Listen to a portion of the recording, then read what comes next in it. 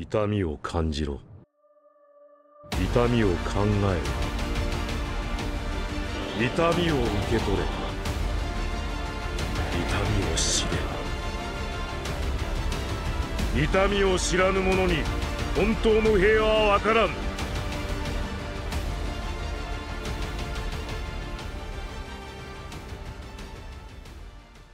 Les personnages féminins, c'est terrible, mais je trouve qu'il y a tellement de choses à dire, et en même temps pas tant que ça.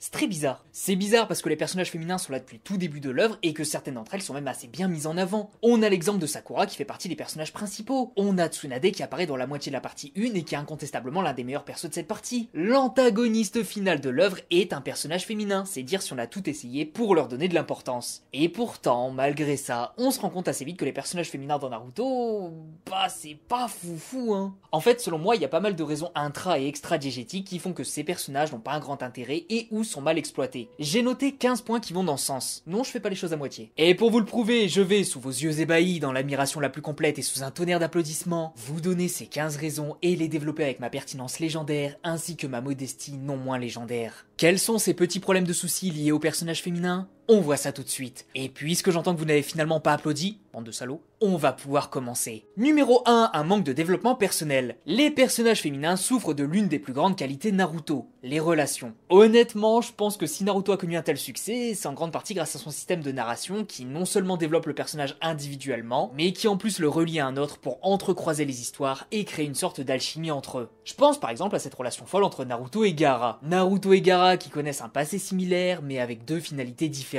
Les deux vont bénéficier individuellement d'une évolution dans leur caractère au fur et à mesure, mais quand ils se rencontrent, boum, alchimie, et ça crée un autre axe narratif. On peut les suivre pour ce qu'ils représentent chacun de leur côté, on peut les suivre pour leurs relations conjointes, et on peut les suivre pour ces deux aspects. Sauf que les personnages féminins, elles ne vont pas réellement bénéficier de cette construction. Au contraire, elles vont plutôt avoir tendance à se noyer dans la construction du personnage auquel elles sont rattachées. Par exemple, Sakura qui est reliée assez méchamment au personnage de Sasuke. Elle aura beau avoir eu son développement individuel dans la partie 1, ça ne change rien. Genre, elle est passée de peste à gentille, de personnage inutile à personnage qui en prend conscience, à personnage qui se décide de changer, pour finir en personnage qui a changé. Son développement personnel est très bon, mais il est complètement overshadow par sa relation toxique avec Sasuke. Aujourd'hui, et ça me fait mal de dire ça, mais c'est presque impossible de parler du personnage de Sakura sans parler de Sasuke, alors que l'inverse est carrément possible. Pareil pour Hinata. Hinata qui avait l'intégralité de la narration des Hyuga dans le creux de sa main, le délire de la petite fille qui n'a pas supporté la pression clanique, mais qui a eu la chance de bien être, mais finalement pas tant que ça, tout ça c'est parti en fumée. C'est parti en fumée parce que ce personnage n'avait pas la construction nécessaire pour faire des choses au premier plan. Toute la déconstruction du système de branche principale et parallèle des Hyuga, ça s'est fait hors écran, alors que c'est quand même une petite mine d'or pour tous les personnages reliés. Et ça, tout simplement parce que le rôle d'Hinata était plus axé sur sa relation avec Naruto, plutôt que sur sa propre histoire à elle. C'est terrible. Numéro 2, peu de combats marquants. Dans un manga de type shonen traditionnel comme un Naruto, un One Piece ou un Dragon Ball, il faut des combats. C'est comme ça qu'on arrive à construire l'histoire, à développer les personnages et à s'y attacher. Parce qu'évidemment, quoi de mieux que de voir un personnage faire face à un mur insurmontable pour s'y attacher? Et au risque de passer pour un gros fanboy, mais dans Naruto, les combats sont quasiment tous géniaux. À chaque fois, on arrive à percevoir l'intention de l'auteur quant à ce qui est raconté et tout le monde en sort grandi. Tout le monde ? Non. En plus, 1000 après Agoromo, une partie des personnages résiste encore et toujours à l'envahisseur, non pas à coup de potion magique, mais à coup d'absence narrative. Les personnages féminins n'ont pas de combat important dans l'œuvre. Et là, j'entends la foule se lever en disant « Non mais mec, t'as oublié Sakura contre Shio !» Et effectivement, c'est un bon exemple. Mais, vous en avez d'autres à citer? D'autres qui mettent en avant le personnage féminin et non pas son adversaire?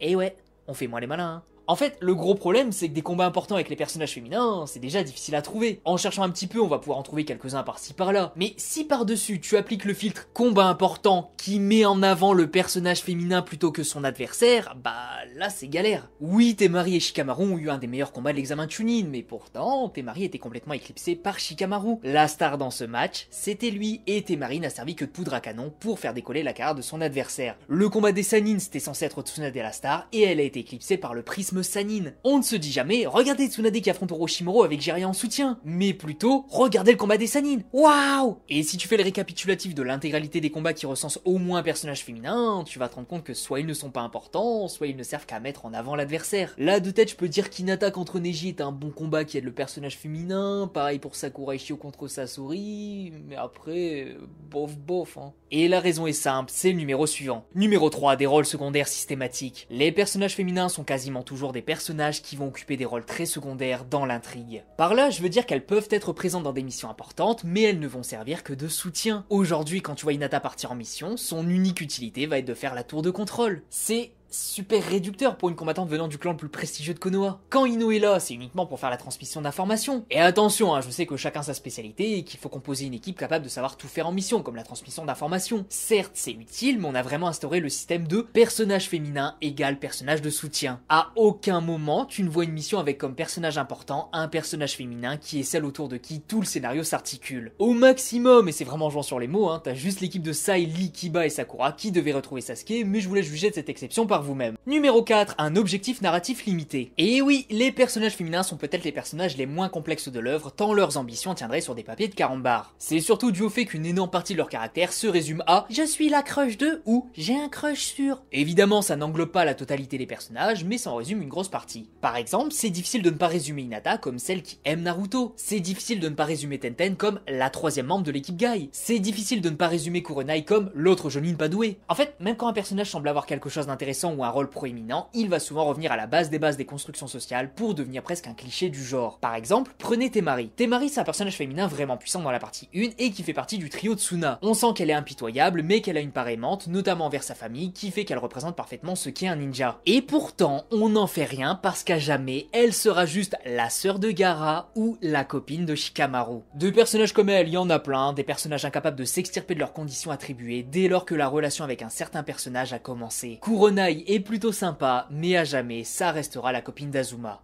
Rien d'autre. Numéro 5, un potentiel inexploité. Les personnages féminins, le moins qu'on puisse dire, c'est qu'elles ont un certain potentiel. Le problème par contre, c'est qu'on ne va pas jusqu'au bout comme avec les personnages masculins. Reprenons Kurenai. On sait grâce au databook que c'est le ninja le plus compétent en genjutsu à Konoha. Et je rappelle qu'à Konoha, à ce moment-là, il y a Kakashi, l'homme au Sharingan et aux 1000 techniques, et Hiruzen Sarutobi, connu comme maîtrisant 1000 illusions. Kurenai est censé être au-dessus. Et comment on nous le montre ?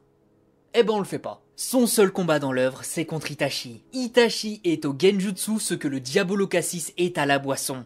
C'est le meilleur. Donc là on a un personnage aux facultés incroyables, mais qui ne va juste jamais être mis en lumière. Pareil pour Tenten. Elle maîtrise une technique qui la démarque énormément du reste de l'œuvre. Pourquoi on va pas plus loin avec elle ? Pourquoi on décide que son seul véritable combat dans l'œuvre, c'est hors écran ? Avec une Kunoichi qui maîtrise à ce point les techniques spatio-temporelles, dans un univers où les armes sont légion, pourquoi tu n'exploites pas ce personnage ? Il y a mille et une façons de faire, genre soit tu lui donnes un style à la Gilgamesh où elle peut spammer les armes à distance, ce qui la rend virtuellement intouchable, soit tu lui octroies des facultés de Kenjutsu pour qu'elle aille au corps à corps pour faire écho à son équipe, soit tu approfondis le côté spatio-temporel, etc. T'as plein de façons de faire, mais l'auteur n'a pas vu le besoin d'exploiter les potentiels de pas mal de personnages, mais ce qui se remarque assez vite, c'est que ce sont surtout les personnages féminins qui en pâtissent. Numéro 6, elles sont trop souvent mises hors jeu. Ce point-là rejoint certains points évoqués un petit peu plus tôt. Les personnages féminins, aussi cool soient-ils pour certains, ne sont juste pas présents sur le devant de la scène. La plupart du temps, elles ne sont juste pas présentes dans l'arc, ou elles ont un rôle minime, comme apporter leur soutien moral aux personnages masculins. Même Sakura, qui est l'un des personnages principaux, se fait très souvent exclure du scénario de la sorte, alors imaginez les plus petits persos comme Temari ou Ino. En vrai, je crois qu'en dehors de Tsunade qui a eu un rôle récurrent dans l'œuvre et qui a toujours su se montrer importante, y a pas un personnage féminin qui ne se fait pas mettre de côté au détriment d'autres personnages, notamment masculins. Et encore que le rôle de Tsunade va se limiter assez vite à simplement « je suis celle qui octroie les missions mais vous débrouillez après ». Disons que je vais pas tirer sur le meilleur des personnages féminins ici, mais c'est vrai que dans une bonne partie des cas, même Tsunade arrive à se faire exclure. C'est terrible. Numéro 7, une évolution inégale. Ça...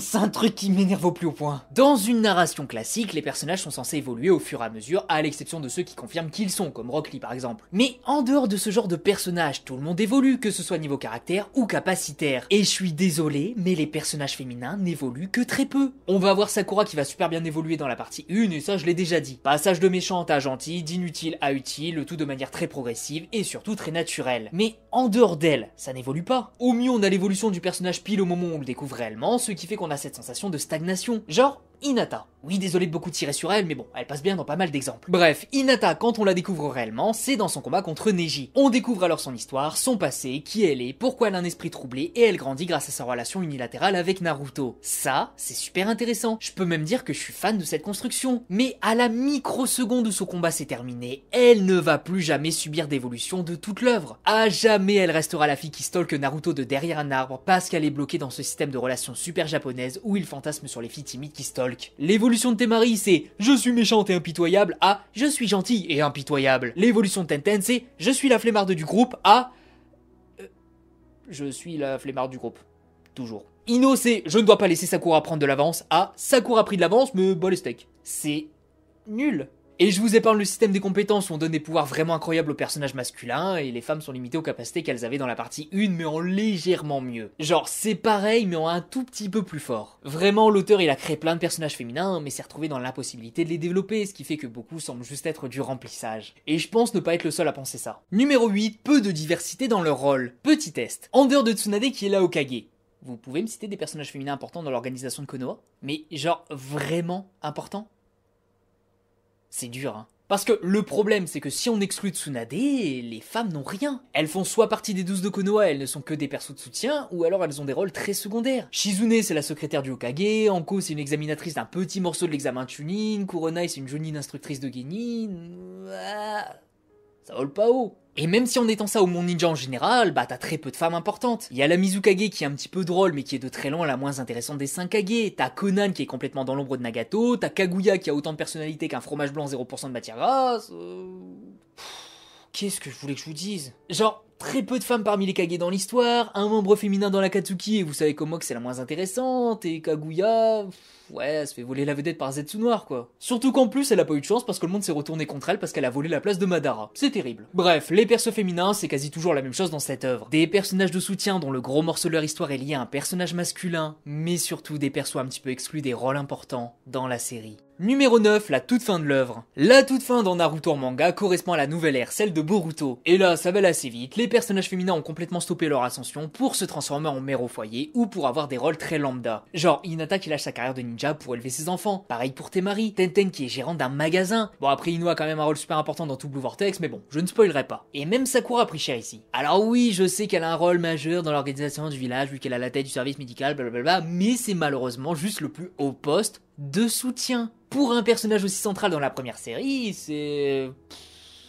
Ah, je sais pas en vrai. C'est cohérent avec son évolution, mais bon, on aurait pu s'attendre à mieux quand même. En bref, elles vont surtout être reléguées à un rôle très secondaire. Numéro 10, sacrifié pour l'émotion. Alors, à plusieurs reprises, on constate que des personnages féminins ont été littéralement sacrifiés pour une cause qui dépasse leur propre évolution. L'exemple le plus parlant, c'est Rin qui a été un personnage majeur, mais malgré elle. C'est parce qu'elle était là qu'Obito a pété un câble et qui a bouleversé tout le scénario. C'est finalement sa mort qui a provoqué toutes les péripéties dans Naruto. On a aussi Conan qui a été tué pour surfer sur la vague de la résolution de Nagato. La confrontation Naruto-Nagato est l'une des meilleures de l'œuvre et la mort de Conan est une scène qui prend appui sur cet événement pour enfoncer le clou, mais qui n'atteindra jamais ce stade de prestige. Conan est morte, mais juste pour nous rendre tristes, parce qu'on s'est attaché aux élèves de Jiraiya et leur histoire, mais par le prisme du groupe, voire même par le simple prisme de Yaiko et Nagato, pas de Conan. La faire mourir a surtout servi à nous faire ressentir quelque chose pour elle, mais même comme ça, c'était difficile avec un personnage autant dans l'ombre de Nagato. Même si à titre personnel, je suis un grand fan de Conan et j'arrive pas à expliquer pourquoi. On a aussi Kuronai qui, certes, n'a pas été sacrifié en mode elle est morte, mais qui a servi à juste accentuer la mort d'Azuma. J'ose le dire, mais Kuronai n'a servi qu'à une seule chose dans toute l'œuvre, à faire en sorte qu'on se dise merde, Azuma il est mort sans avoir vu son enfant naître. Ah c'est chaud quand même. La mort d'Azuma est tragique, d'autant plus que Kuronai a un polichinelle dans le tiroir, mais Kuronai en elle-même n'a vraiment servi qu'à ça. Ce personnage a été sacrifié pour rendre la scène de la mort d'Azuma plus difficile. Si ça c'est pas hyper réducteur, je sais pas ce que c'est. Numéro 11, y a trop de relations amoureuses. Y en a marre. Je dis pas que les relations amoureuses sont mauvaises, au contraire. Ça permet en général de croiser la narration de deux personnages et d'en tirer un maximum de profit. Par exemple, la relation Jiraiya-Tsunade. Certes, ce n'est pas une histoire d'amour à proprement parler, mais plutôt d'un commencement. Voir Jiraiya être toujours là pour elle et comprendre qu'elle ne veut juste pas rouvrir son cœur à un autre de peur de perdre cette personne, c'est vraiment cool. D'ailleurs... Malheureusement, le cœur de ce pauvre vieux Jiraiya est déjà occupé, même si ce n'est pas réciproque. On ne peut pas obliger l'objet de tous nos désirs à nous aimer de force. Toutes les femmes devraient être amoureuses de quelqu'un comme vous. Elle a perdu absolument toutes les personnes qu'elle a aimées, l'une après l'autre. Elle rejette complètement l'amour parce qu'elle ne veut plus souffrir. Rien n'est pire que la perte d'un être cher. Je me limite à veiller sur elle tendrement et à me rendre disponible quand elle en a besoin. Et tout ça sans avoir la certitude d'être un jour payé en retour? Je ne cherche pas mon intérêt dans cette histoire. Je veux juste m'occuper d'elle, lui donner tout mon amour et essayer de faire de mon mieux pour qu'elle trouve la paix et le bonheur. Et qui sait, peut-être un jour... Ça fait frissonner, hein. Et quand on comprend qu'à la toute fin, son armure a commencé à se briser en voyant qu'il est là pour elle, c'est la preuve parfaite qu'une relation entre deux personnages peut être subtile et avoir un impact sur le développement individuel de chacun. Mais le problème, c'est qu'en dehors de cette relation précise, les autres sont juste beaucoup trop lambda. Je pense que l'auteur a juste une vision très enfantine de la chose, dans le sens où c'est un petit peu comme ça qu'un enfant imaginerait une relation amoureuse entre deux personnages. Le mâle est beau, compétent et stylé, donc la femelle tombe sous son charme. La femelle est jolie, donc le mâle tombe sous son charme. Alors attention, c'est un constat qui est très primitif, je le reconnais, mais je pense que c'est un petit peu sa façon de penser. Et en dehors de quelques exceptions, ça vole pas très haut. Jiraiya Tsunade est de très loin la meilleure de l'œuvre, alors qu'en vrai, c'est même pas une vraie relation. Et petit clin d'œil à Shikamaru Temari, où Shikamaru a eu pendant très longtemps un caractère à vouloir s'éloigner à tout prix d'une femme comme sa mère, pour justement finir avec une femme comme sa mère. Le pauvre. Numéro 12, une absence de femme redoutable. Attention, autre petit jeu. Essayez de me citer une liste de personnages féminins vraiment puissantes selon les standards de la fin de Naruto. Et quand vous aurez compris que votre liste sera aussi légère que votre salaire qui passe du brut au net, vous comprendrez où je veux en venir. Dans un manga de type shonen, il doit y avoir une certaine diversité au niveau des personnages qui possèdent le pouvoir. Dans toute l'œuvre, le seul moment où un personnage féminin était l'antagoniste de l'arc, c'est la toute fin du manga avec Kaguya, et ça n'a clairement pas fait l'unanimité. Le seul moment où un personnage féminin semblait important de par sa puissance, ça a été gâché. Et personnellement, je ne trouve pas que Kaguya était une mauvaise méchante finale, puisqu'elle a permis d'aboutir à Boruto par la suite. Mais étant donné que sur 700 chapitres, il n'y a eu qu'un seul antagoniste féminin, on peut pas dire qu'elle s'est été très représentée. Le seul autre moment où un personnage féminin a eu de l'importance, c'est dans l'arc de la recherche de Tsunade, où là, effectivement, on a eu un super développement. Par contre, on va pas faire les aveugles, cet arc sert majoritairement à présenter l'entraînement Naruto, l'acquisition de la technique héritée du 4ème Hokage, de renforcer sa volonté de devenir Hokage, et de refaire un parallèle entre les Naruto précédents qui ont échoué et ce Naruto qui n'échouera pas. Tsunade, même si elle est vraiment cool dans cet arc, doit partager le temps d'écran avec le personnage principal, ce qui minimise un petit peu son propre temps de développement. Après, je demandais pas à ce qu'on ne voit qu'elle tout l'arc, mais force est de constater qu'elle a pu se faire voler la vedette à plusieurs reprises par un personnage dans cet arc, qui plus est un personnage qui n'en avait pas forcément besoin. Surtout qu'en plus, là c'est très hors sujet, je précise, mais faut qu'on en parle, Tsunade était celle qui devait affronter Pain dans la vision de l'auteur. L'auteur voulait que Tsunade aille se mêler avec Pain, mais apparemment son éditeur a trouvé que c'était une mauvaise idée. Je vais pas dire que supprimer Naruto Hermie contre Pain puis confrontation avec Nagato aurait valu le coup, mais qu'elle ait un plus grand rôle dans cet arc, ça oui. Et en plus ça aurait clairement aidé dans la défense de la cause féminine ici. Mais bref, trêve de digression. Que ce soit au sein de l'Akatsuki, des Kage, des Jonin, des personnages ayant un rôle important à jouer, même de manière temporaire, il n'y a pas beaucoup de femmes. Une femme de niveau Kage, ça ne court pas les rues, là où un personnage de niveau Kage c'est presque anecdotique. Il y a donc une sacrée différence de traitement entre les deux genres. Numéro 13, une sexualisation inutile. Alors, pour le coup, je dois reconnaître que dans Naruto, et ça fait plaisir, il n'y a que très peu de fanservice dans le genre, surtout chez les personnages féminins. Là où dans d'autres mangas du même type, on a tendance à hypersexualiser les personnages féminins pour différentes raisons. Dans Naruto, c'est pas tant que ça le cas. J'insiste bien sur le pas tant que ça. Parce qu'effectivement, certains personnages ont tendance à avoir été fabriqués pour que les jeunes adolescents et les prépubères puissent s'intéresser à eux. Enfin, dans le sens pour attiser leur curiosité, pour ensuite découvrir le fond du personnage. Je m'enfonce ou je rêve là ? Bref, on a évidemment Tsunade dont la principale caractéristique est son énorme paire de meules qui n'a aucun intérêt véritable au personnage, juste lui donner une giga fanbase d'otaku. On a aussi Anko qui a toujours cette espèce de côte de maille sur elle qui est plus moulant qu'un t-shirt de compression trop petit. Et évidemment Hinata dans la partie 2 qui, à défaut d'avoir gagné en développement, a gagné... en développement, techniquement. Et bon, je vais pas faire tout le monde, surtout que la plupart du temps c'est surtout surexposé dans l'anime ou dans les films, mais ça n'empêche que ça casse un petit peu l'ambiance de base. Pour rappel, Naruto c'est un univers avec des enfants soldats qui sont entraînés et matrixés à devenir des guerriers pour pouvoir se défendre face à la menace ennemie dans une ère où la paix est aussi fragile que le corps d'un végétarien qui fait du rugby. Quand on voit les aspirants Chunin, notamment en comparaison avec Sakura, on comprend qu'ils ne rigolent pas, et voir des persos féminins aussi sexualisés casse un petit peu cette image de soldat. Mais bon, étant donné que c'est relativement rare et que ça ne concerne qu'une minorité de persos, on va dire que ça passe. Numéro 14, beaucoup moins de temps d'écran. Alors là, le premier qui parle de Tenten, je le tape. Bon. Les personnages féminins ne sont que très peu montrés à l'écran en fin de compte, et il y a plusieurs justifications à mon sens. Déjà, la plus évidente, il y a globalement moins de personnages féminins que masculins dans toute l'œuvre, ce qui fait que la probabilité de voir un personnage féminin est moins élevée que de voir un personnage masculin. Mais surtout, comme évoqué à plusieurs reprises, le rôle des personnages féminins étant moins important, ça ne servait pas à grand chose de les faire apparaître. Genre, je sais que beaucoup apprécient le personnage d'Ino, sauf qu'Ino n'a aucun intérêt d'apparaître dans l'arc de récupération de Sasuke par exemple, ou même globalement dans l'intégralité des arcs qui ne la concernent pas. Et ça fonctionne aussi avec les personnages masculins, vous allez me dire, mais comme il y a moins de personnages féminins et que parmi les persos féminins qu'on a, l'immense majorité n'a aucune importance dans le scénario, bah les faire apparaître serait une perte de temps. On a bien plus de personnages masculins récurrents que de personnages féminins récurrents. Du coup, par une certaine logique, on ne pouvait pas les montrer plus que ça parce que ça aurait alourdi l'œuvre sans grande raison. Et si tu développes seulement les personnages féminins, ça va créer l'effet inverse, donc bon, c'est tendu. Dans tous les cas, quand tu analyses chaque arc et que tu notes les personnages importants, je sais que certains malades vont le faire en commentaire, j'ai hâte de lire ça, bah tu te rends compte qu'il n'y en a quasiment pas ou que ce sont toujours les mêmes qui reviennent. Et ça aussi, ça se justifie, mais avec le dernier point de cette liste. Numéro 15, un rôle naturellement moins important. Comme dit juste avant, il y a naturellement moins de personnages féminins, ce qui fait qu'elles n'avaient que très peu de chances d'être autant mises en avant que les hommes. Et ça, c'est mathématique, parce que dans une équipe traditionnelle, tu as 2 garçons et une fille, ce qui fait qu'il y a 2 fois plus de XY que d'XX. Et vu que les sensei sont également majoritairement des hommes, ça n'aide pas beaucoup. D'ailleurs, c'est quelque chose que Kishimoto lui-même a créé dès le début, parce qu'on apprend assez vite que le rôle de la femme n'est pas forcément d'être une guerrière au même niveau que les hommes. Elles sont avant tout entraînées pour séduire les hommes et à utiliser des poisons sur les adversaires. C'est donc quelque chose qui a été clair d'entrée de jeu, les hommes et les femmes auront un rôle différent à jouer. Certes, certaines femmes ont réussi à s'imposer comme de véritables guerrières comme Tsunade, mais normalement, elles ont un rôle beaucoup moins proéminent. En plus, si on part du principe que les femmes sont également celles qui sont en général formées au ninjutsu médical, bah ça appuie encore un petit peu cette inégalité de traitement. Elles ne sont pas moins utiles, mais leur champ de compétences ne leur permet pas de réaliser ce qu'un homme est censé pouvoir faire. J'ai l'impression d'être Andrew Tate, un petit peu là, non? 9 months to make a single baby?